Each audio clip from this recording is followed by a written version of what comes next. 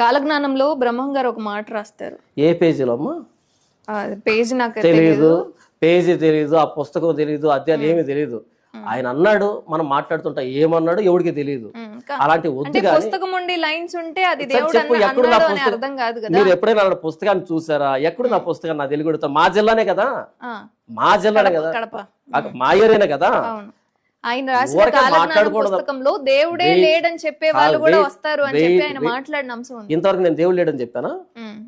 ఆయన దేవుడు కాదని చెప్తున్నా నేను. దేవుడే దేవుడు కాడు అని అంటున్నారు కదా. కాదు, మానవుల చేత సృష్టించబడిన వాళ్ళు దేవుళ్ళు కాదు, మానవుని సృష్టించిన ఆయన దేవుడు నేను చెప్తున్నది.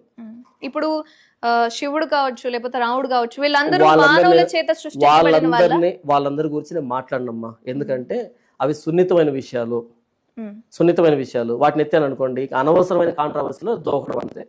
నా యేసు ప్రభు గురించి అడగండి, మీరు అంతసేపు అడిగినా చెప్తాను.